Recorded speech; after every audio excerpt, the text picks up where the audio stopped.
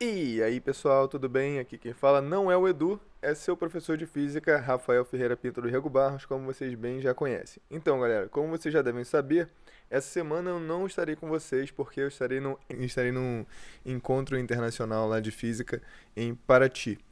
É o sétimo encontro internacional de informação quântica. Não é moleza não, irmão. Então, o negócio é o seguinte, a aula de hoje que eu daria para vocês, eu coloquei nessa videoaula, e ela se chama Luz, Física, Ação.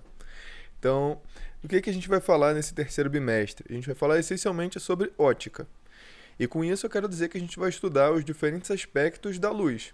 E para começar, então, eu vou fazer a primeira pergunta para vocês, que é o que é luz? Do que se trata? Então, o que a gente sabe? A gente sabe que, na verdade, existem diferentes objetos, diferentes sistemas que emitem luz de diversas maneiras. A gente pode lembrar das lâmpadas, que elas emitem luz devido ao aquecimento de um filamento metálico. Tem as velas, que por conta de uma reação química de combustão, ela libera energia em forma de radiação.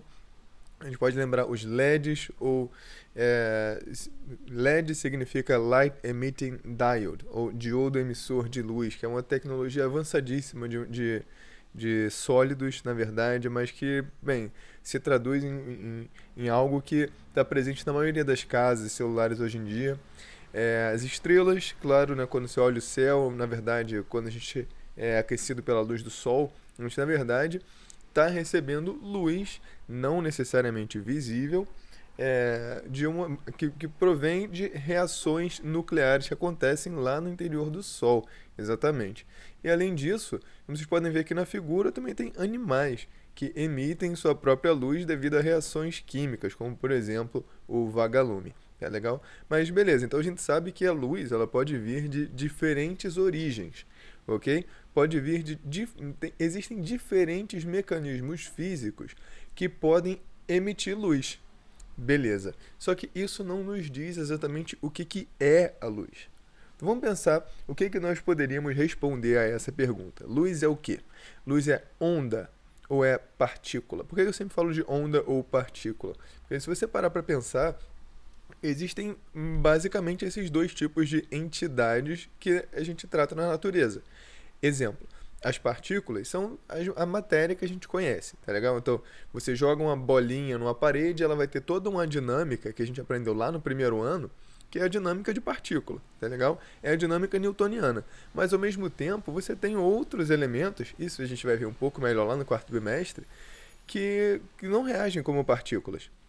Exemplo, as ondas sonoras. Eu estudei com parte de vocês, né, a turma de 2001, um pouco sobre ondas sonoras. E a gente viu que, na verdade, as ondas elas fazem coisas que partículas não fazem, ok? Elas conseguem atravessar barreiras, elas conseguem contornar barreiras, elas conseguem ocupar o mesmo espaço no mesmo momento, elas se superpõem. Então, ondas são, na verdade, de entidades que tem uma dinâmica que não é de partícula, tá legal? Então, quando eu pergunto o que é a luz, eu posso primeiro dizer, a luz é onda ou é partícula? E o que vocês acham que é? Bem, a resposta para isso não é nem de longe trivial, tá legal? Então, a resposta mais curta seria que a luz é ambas as coisas. Ora, ela se comporta como onda e ora ela se comporta como partícula.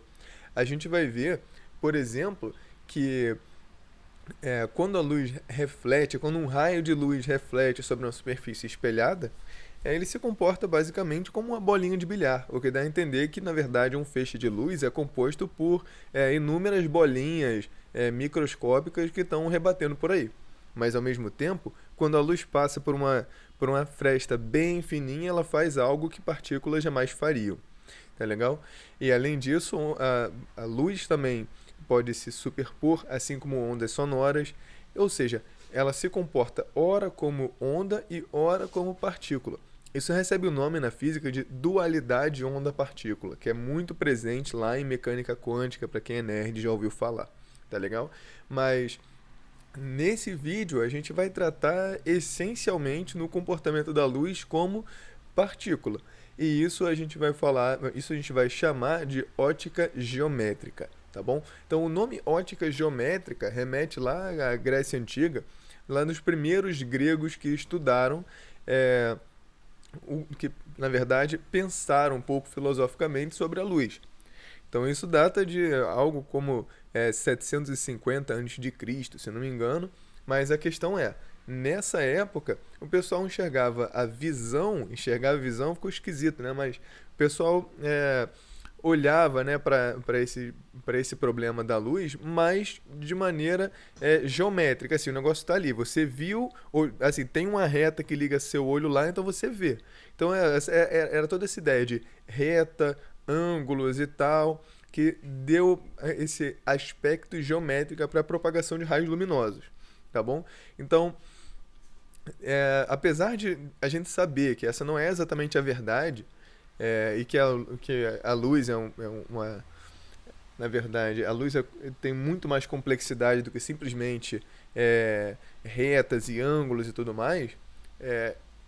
Os resultados obtidos pela ótica geométrica são muito, muito, muito próximos dos corretos em determinados regimes, tá bom? Ou seja, quase tudo que a gente vê a luz fazer no dia a dia, a gente pode explicar de certo modo com ótica geométrica. Quase tudo, não tudo, tá legal? Então eu vou falar para vocês quais são os princípios dessa maneira de ver a luz, cara, tá difícil fugir disso aí. E esses princípios eu vou chamar de princípios da ótica geométrica, ok? Então, o primeiro de todos os princípios é o princípio da propagação retilínea. Isso é, eu vou imaginar que se eu tenho um objeto, um sistema que está emitindo luz, então ele está emitindo infinitos raios. E com raios eu quero dizer essas, literalmente como vocês estão vendo na figura, essas retinhas que indicam a propagação, tá legal? A luz não é algo que vai fazendo curva, sei lá, enfim, é uma reta, ok? Essa é a ideia da ótica geométrica. Então, eu vou imaginar a luz como um conjunto de raios luminosos. Se vocês olharem na apostila, às vezes chamam de pincel de luz. Sei lá, enfim, são raios, ok? Beleza. Então, essa propagação retilínea, só de você imaginar que a luz se propaga em linha reta, você já consegue deduzir um monte de coisa interessante, como eu vou mostrar para vocês, ok? Mas vamos pular logo para o segundo princípio. O segundo princípio da ótica geométrica é o da independência dos raios luminosos. O que eu quero dizer com isso?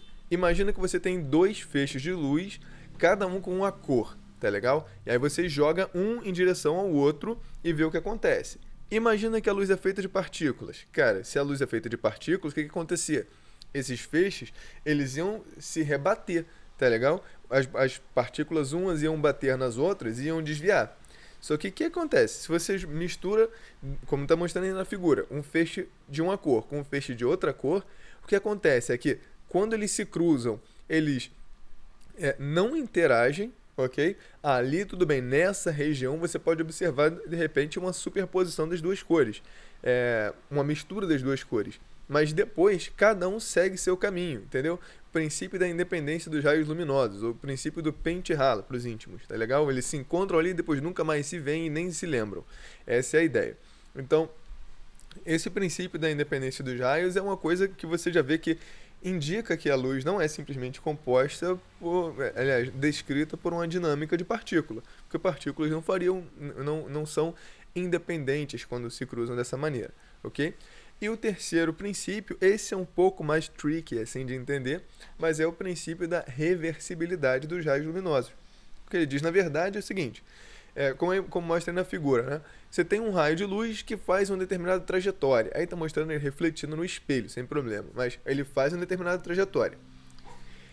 Se você, em algum ponto dessa trajetória, inverter o sentido de propagação, tá legal? Inverter o sentido de propagação, por exemplo, põe um espelho bem na cara desse raio de luz, sem fazer nenhum ângulo, ele volta sobre ele mesmo. Se você fizer isso, a luz vai voltar exatamente pela mesma trajetória pela qual chegou nesse ponto de retorno, tá legal? Essa é a ideia da reversibilidade dos raios de luz. Uma maneira da gente experimentar essa reversibilidade, digamos, é quando você está num carro e aí você olha no retrovisor, né? Só que, bem, não dirigindo, né? Porque vocês são todos menores de idade, mas você está no banco do carona, você olha no retrovisor e você vai ver os olhos do motorista, tá legal? Se você vê os olhos do motorista, o que significa? Que se o motorista olhar no retrovisor, ele também vai ver seus olhos, ok? Essa é basicamente a ideia. Se os raios de luz conseguem sair, não serem emitidos, tá? Mas se eles conseguem sair dos olhos do motorista e ir até os seus, então o inverso também é verdade, tá legal? Essa é a ideia. Agora, desses três princípios, o que tem consequências mais relevantes, assim, do ponto de vista da ótica geométrica, da física, é a propagação retilínea. Então, cara, vocês vão ver que a gente pode explicar a formação de eclipses, de certo modo, as fases da Lua. A gente pode explicar o funcionamento das máquinas fotográficas, tá legal? E, na verdade, a gente pode até meio que acabar, né, com essa história aí de que tá na moda de dizer que Terra é plana, porque, cara, o nego já usou a propagação retilínea da luz para poder medir a curvatura da Terra há muito tempo atrás. Eu vou mostrar isso tudo para vocês, tá legal? Então, olha só. A primeira consequência que a gente vai falar da propagação retilínea é a formação de sombra. Então, o que é sombra, né? Sombra é uma região sem luz. Ótimo, vocês já sabem o que é. Então, imagina que tem um ponto que está emitindo luz. E esse ponto, atenção, esse ponto está emitindo luz em todas as direções, tá legal? Como está mostrando na figura. Ele está emitindo luz em todas as direções. Aí eu vou colocar um obstáculo, que aí estou chamando de C, tá bom? Bem na frente dessa fonte de luz. O que vai acontecer? Esse obstáculo vai impedir que a luz chegue até esse plano A onde eu estou projetando a luz. Ele vai impedir. Por quê? Porque ele está tampando. A luz não vai atravessar o obstáculo, tá legal? Então, nesse caso, eu ganho uma região não iluminada devido à presença do obstáculo. E essa região a gente vai chamar de sombra. Ok, vocês já sabem como é que funciona a sombra. Agora, essa imagem, assim, eu falo aqui, região é não iluminada, não chega nenhuma luz, a gente nunca vê nenhuma sombra completamente escura. Sempre tem alguma luz lá, né? A sombra é meio translúcida, ela não é completamente escura. E por que isso? Porque, na verdade, nós não somos iluminados por fontes pontuais, como está mostrando essa figura. Não é um pontinho, como se fosse um LED que está iluminando tudo. Se você tentar, por exemplo, pode fazer isso agora, se você tiver com o seu celular. Ó, quem está dando aula aí, acho que deve ser Bruno, sei lá, não lembro, mas olha só. Pode deixar o pessoal pegar o celular, tá? Então, ó, pega o celular, liga o flash, que é um LED, tá bom? E aí, projeta a sombra do seu dedo. Só projeta a sombra do seu dedo. Você vai ver que essa sombra ela é dura. O que eu quero dizer com isso? Ela tem bordas muito bem definidas. Ela é bem escura. Por quê? Porque você tem uma fonte que é aproximadamente pontual. Ok? Agora, na vida fora da sala de aula, fora do flash, a gente é iluminado pelo quê? Por luminárias, por luz solar. E isso está longe de ser pontual. Então eu tenho um objeto que é extenso emitindo luz. Quando a gente tem objetos que são extensos que estão emitindo luz, a gente pode ter uma região que é não iluminada, bem como está mostrando a figura aí.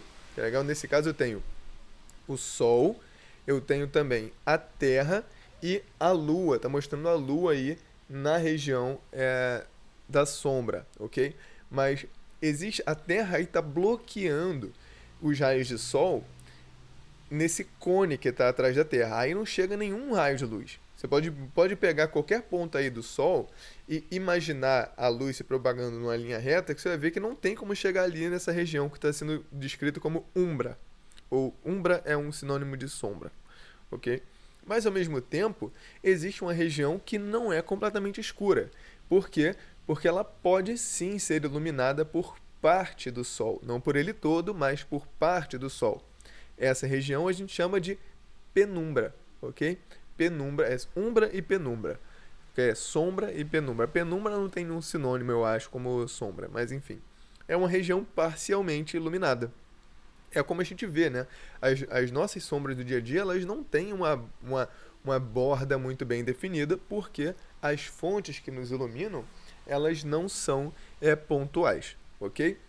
Então, só para vocês fixarem bem aí. Então, sombra, região sem nenhuma iluminação, e penumbra, a região com alguma iluminação. Ela é iluminada por parte da fonte que ilumina, ok? Então, o que é legal é assim, essa figura mesmo que vocês estão vendo, ela já serve para vocês entenderem um eclipse. O eclipse lunar, na verdade. O eclipse lunar acontece quando a órbita, né, o plano da órbita da Lua, ele fica bem, ele fica alinhado com a Terra e o Sol ao mesmo tempo. Nesse caso, quando ele passa pelo cone de sombra da Terra, o que vai acontecer? Essa lua ela vai ficar completamente escura, como vocês estão vendo aí na figura abaixo, conforme ela vai entrando. Olha só, ela está completamente iluminada, a lua cheia, tá legal? O sol pegando ela de cara. E aí então ela vai entrando na região de penumbra, e aí ela vai começando a ficar escura, escura, escura. E quando ela chega na região de umbra, isso é, na região de sombra, ela deveria ficar completamente escura, mas ela fica avermelhada. Como vocês podem ver, isso é um efeito um pouco mais complicado, ok? Mas a ideia é que nessa situação, que chamam de lua de sangue, o que acontece ela está na região da sombra. Tudo bem, então a gente também pode entender o que é que é. A gente pode entender o eclipse solar. O eclipse solar é justamente o contrário, né? O eclipse solar acontece quando a Lua ela fica entre o Sol e a Terra. Isso faz com que a Lua projete um cone de sombra e um de penumbra na Terra, ok? E nessa região de sombra, sem iluminação, não é possível enxergar o Sol. A Lua está tampando completamente o Sol. E na região de penumbra, o que acontece é que apenas parte do Sol está sendo bloqueada. Então a gente ainda pode ver parte dele. Então, fotos, tem algumas fotos reais do eclipse que eu estou mostrando aí agora. Então você vê que conforme a Lua, né, conforme o eclipse vai acontecendo, a Lua vai tampando o Sol, e aí de repente ela tampa completamente e sai. Por que isso, né? Porque ela está entrando. Na verdade não é a Lua que está entrando nesse caso, né? Mas quando a Lua faz esse movimento, o que está acontecendo é que a gente está entrando na região de penumbra, e depois a gente entra na de sombra e vai para o outro lado da penumbra, e de repente a gente sai completamente e o eclipse acaba. Tá legal? Então, veja, a gente pode entender fenômenos como esses, que são astronômicos, usando apenas propagação retilínea da luz. Agora, uma outra coisa muito interessante é a seguinte: lá em 240 anos antes de Cristo, você vê como é que são as coisas, né? Teve um cara lá chamado Eratóstenes. E Eratóstenes fez uma das experiências que segundo a Physics World, é uma das experiências de física mais bonitas da história da humanidade. E eu concordo, que é a seguinte: ele observou que durante o solstício de verão, todo dia 21 de junho, às 12 horas, meio-dia, uma vareta fixada no chão não projetava sombra. Então, ele pensou, bem, isso significa que o Sol está bem perpendicular à superfície aqui e, portanto, não existe projeção nenhuma de sombra. Beleza. E o que ele pensou? Bem, se eu for para um lugar muito distante, o que vai acontecer é o seguinte: se a Terra for plana, bem, o Sol está lá longe, ele é muito grande, eu posso imaginar que esses raios estão chegando aqui aproximadamente paralelos uns aos outros. Ele pensou. Então, se eu for para um lugar lá longe, o que vai acontecer é que, se a Terra for plana, a vareta também não vai projetar sombra, ok?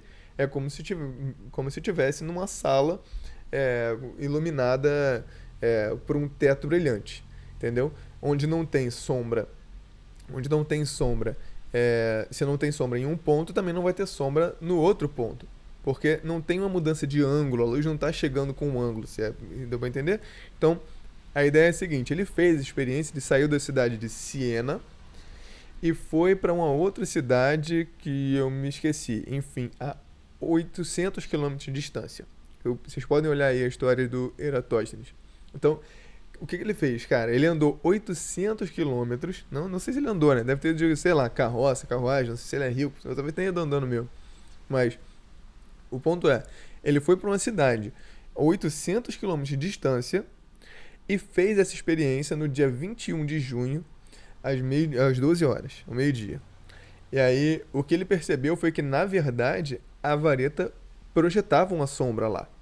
E ele conseguiu medir o ângulo de incidência do Sol.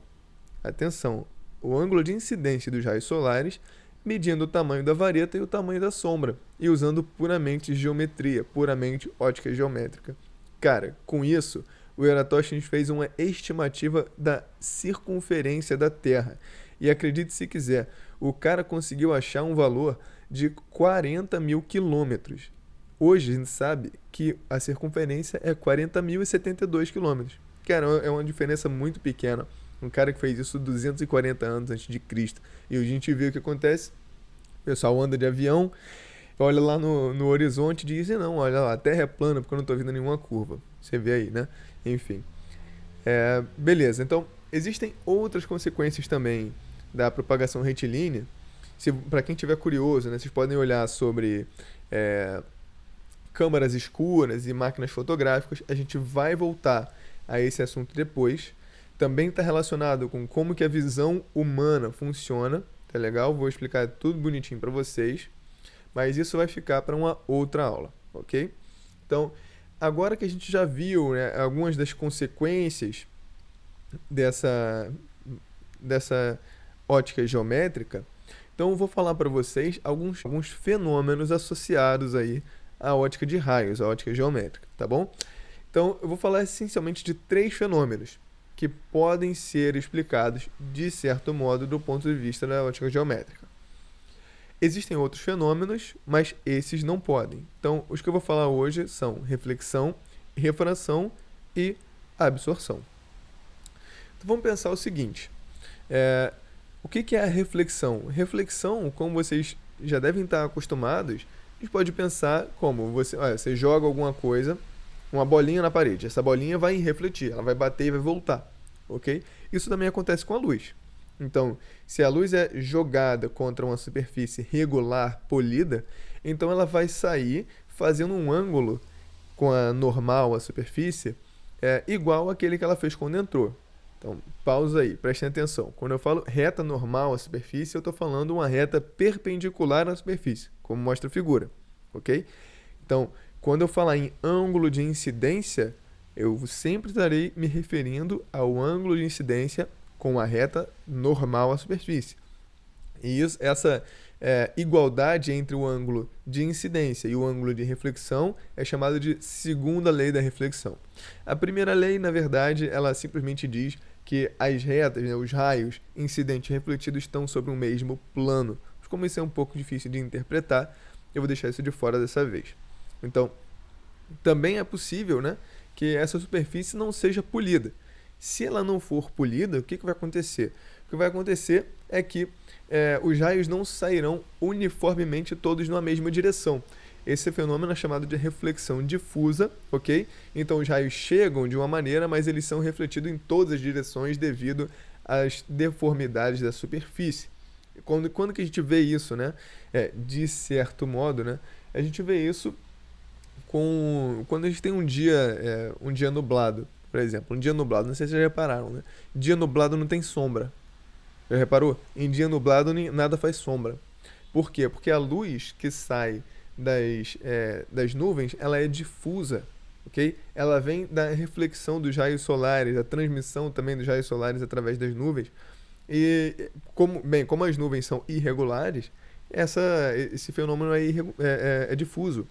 Esses raios eles não saem todos na mesma direção. Como consequência, a gente não tem a formação de uma sombra, como o Eratosthenes viu. Tá legal? Isso acontece com muita frequência, vocês podem reparar. Às vezes até tem algo parecido com uma sombra, mas é bem uma penumbra, assim, porque sempre tem parte das nuvens iluminando. Ok? Então, por enquanto eu vou falar só isso sobre a reflexão. Logo mais eu vou falar um pouquinho mais sobre espelhos e tudo mais. Mas agora vamos falar um pouco sobre refração. Então, quando eu falo sobre refração, cara, refração é uma coisa muito divertida. Refração é o seguinte: a luz ela pode passar de um meio para o outro. Exemplo, ela pode passar do ar para a água. E quando ela faz isso, ela muda de direção. Então, ao mudar de meio, ao mudar de ambiente, a luz entorta. Cara, isso parece pouca coisa, mas na verdade, esse efeito é responsável, por exemplo, por nós conseguirmos usar óculos para corrigir nossa visão, tá legal? Ou por nós conseguirmos construir telescópios potentes o suficiente para nós observarmos os astros. Então, muitos dos elementos usados em ótica são construídos com base no fenômeno da refração, ok? Então, refração acontece quando a luz muda de meio. Eu vou adiantar um pouquinho aqui. Então, mudar de meio significa que a luz ela vai começar a se propagar com uma velocidade diferente, como se um meio diferente tivesse um arrasto diferente. E essa mudança de velocidade faz com que ela mude também de direção. A gente vai estudar isso no contexto da lei de Snell, para quem quiser dar uma olhadinha. Lei de Snell, e tem um monte de fenômenos associados a isso. Até o funcionamento das fibras óticas pode ser entendido em determinado regime baseado na refração. Tá legal? Então,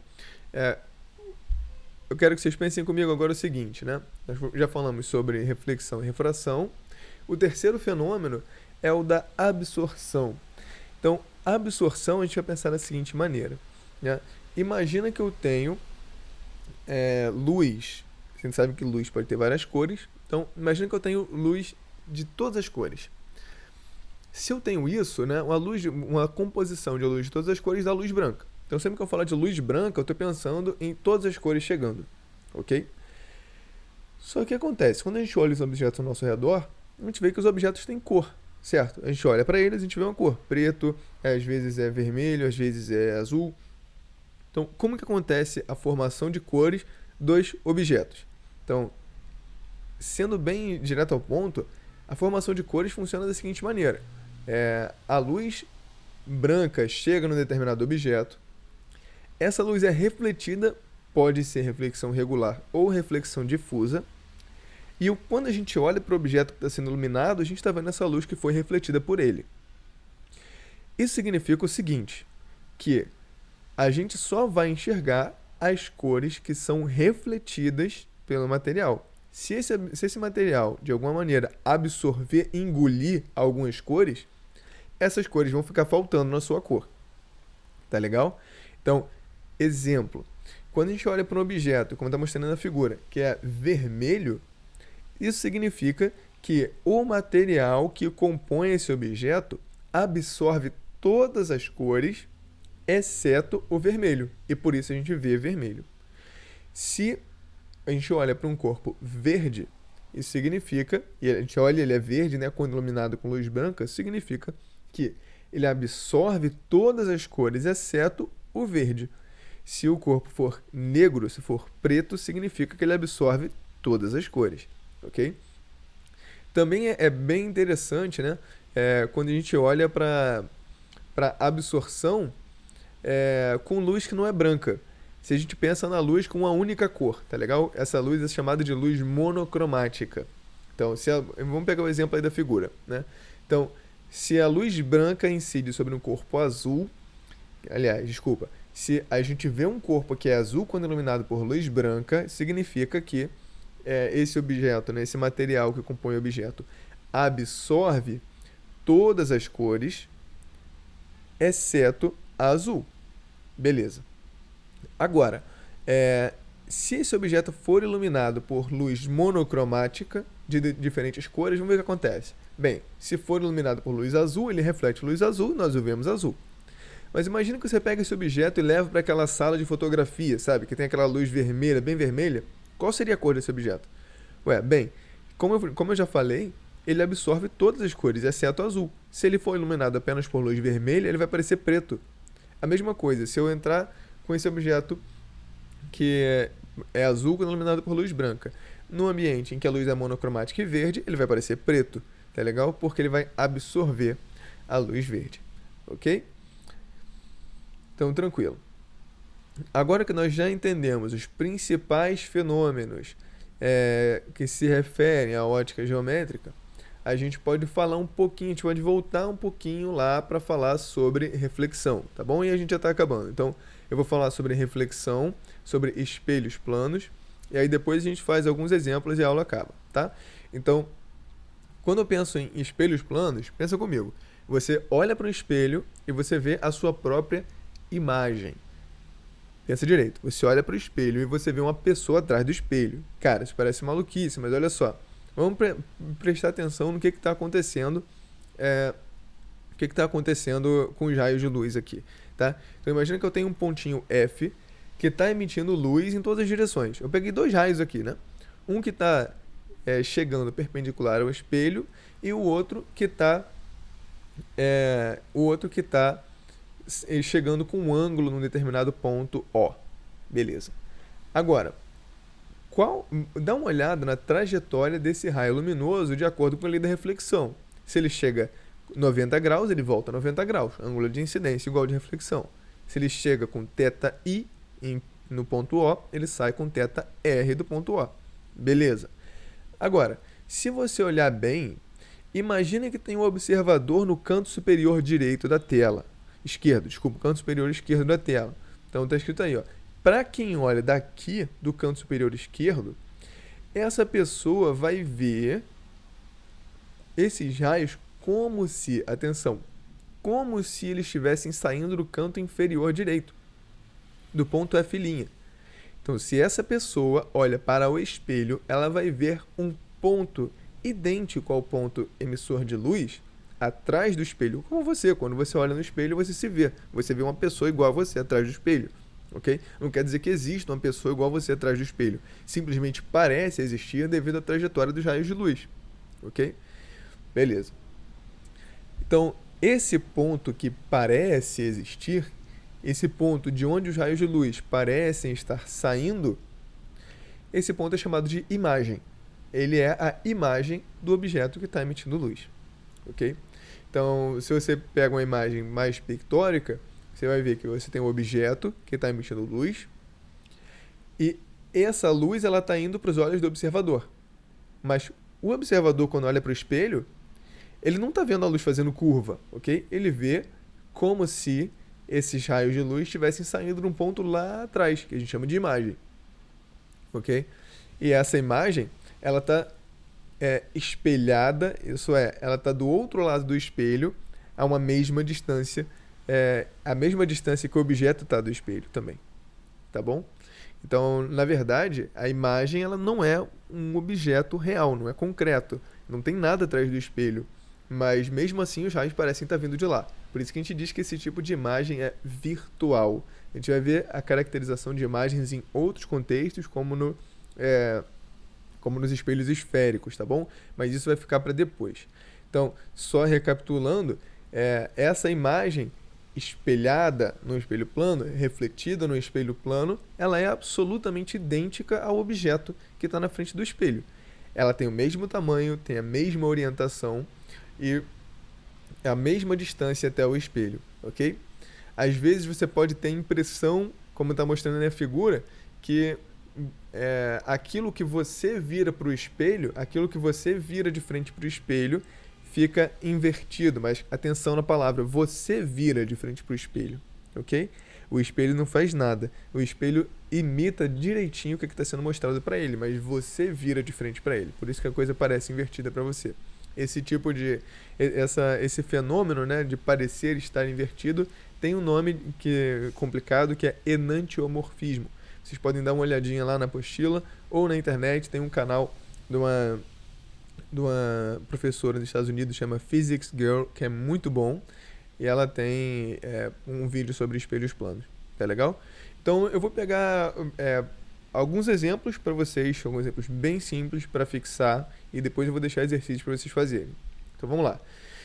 O primeiro exercício até acabei de ver aqui que está com um errinho aí de digitação, foi mal. É o seguinte: de acordo com a ótica geométrica, seria possível uma luta de sabres de luz, como no Star Wars? Sim ou não? Olha só.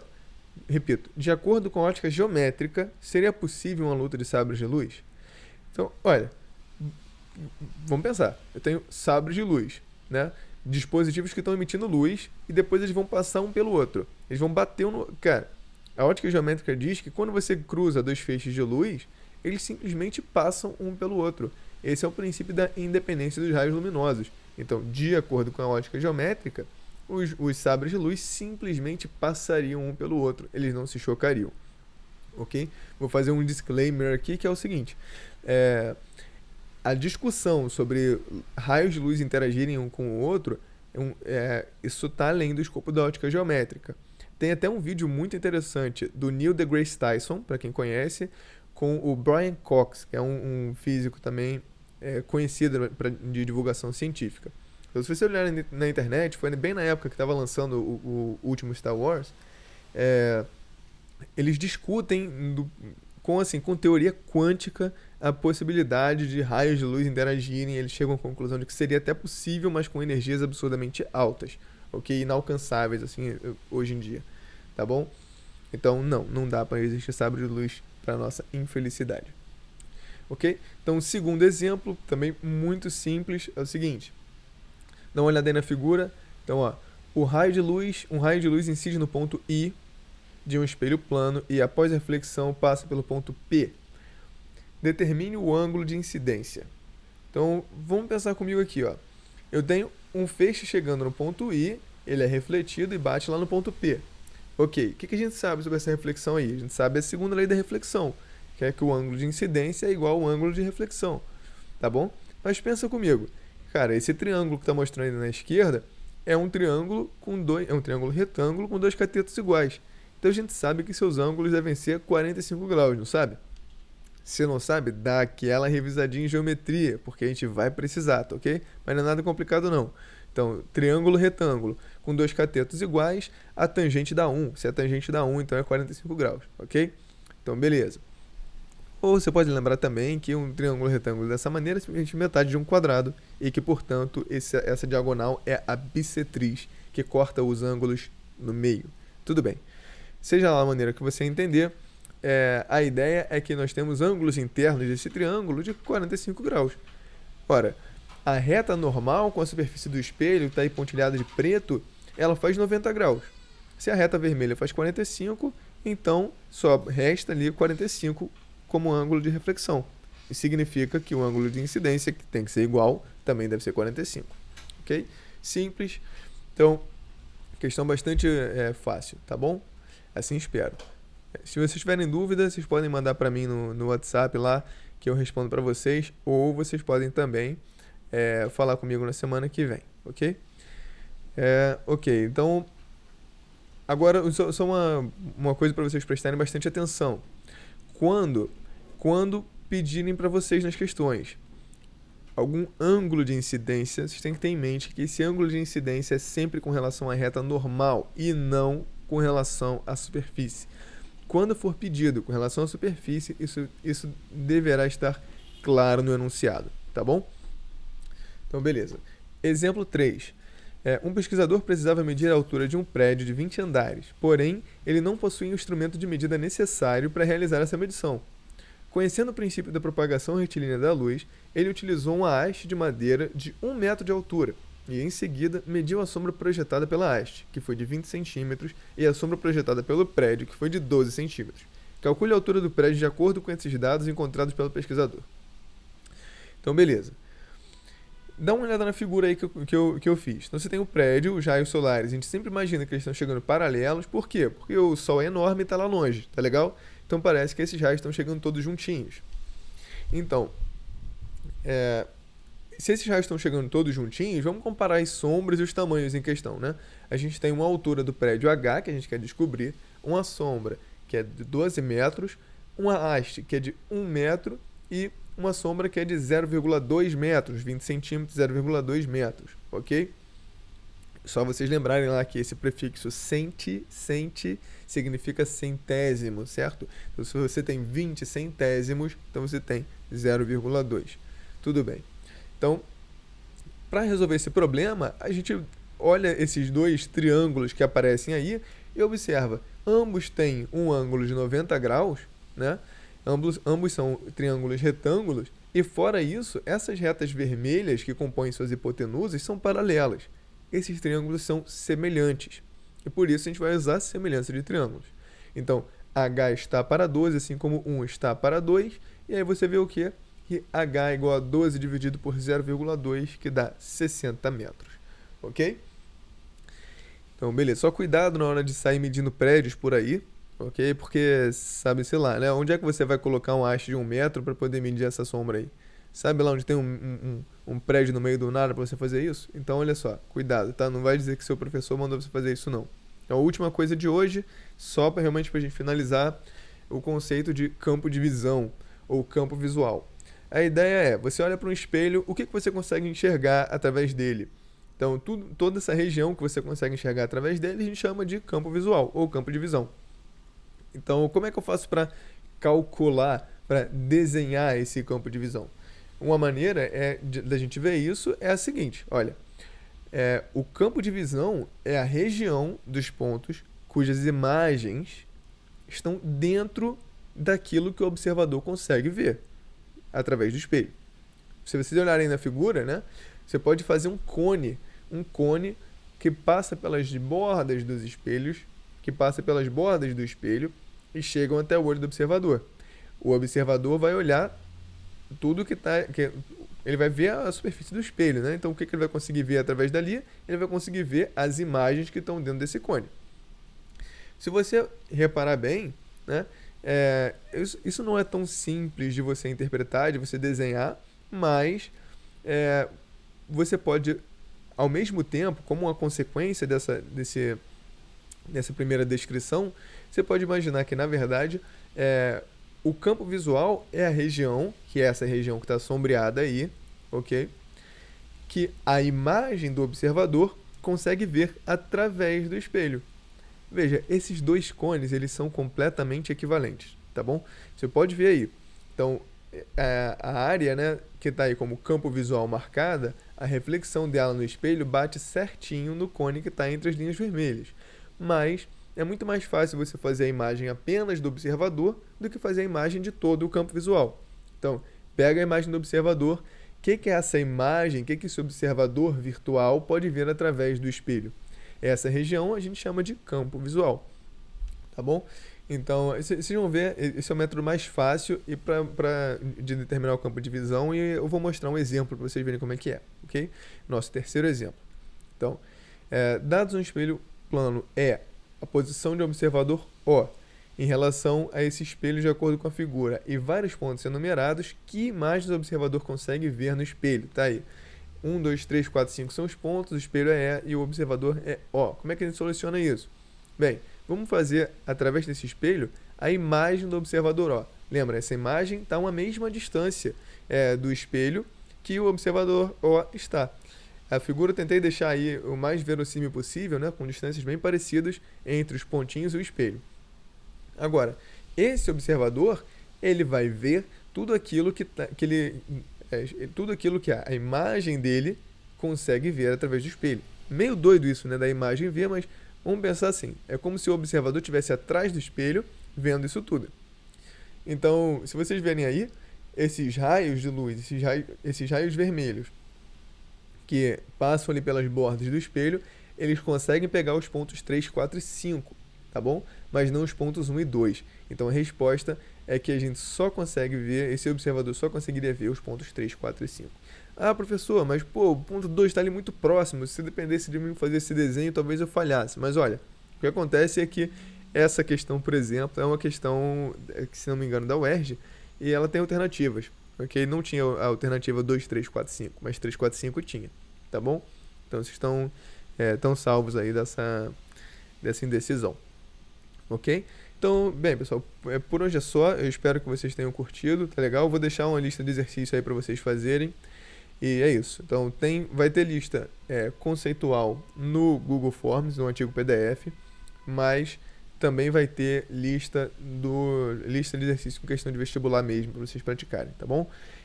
Podem tirar dúvida comigo pela internet se precisarem, mas tenho certeza que vocês vão esperar até semana que vem, quando eu voltar, ok? Então é isso aí, bons estudos e um abraço.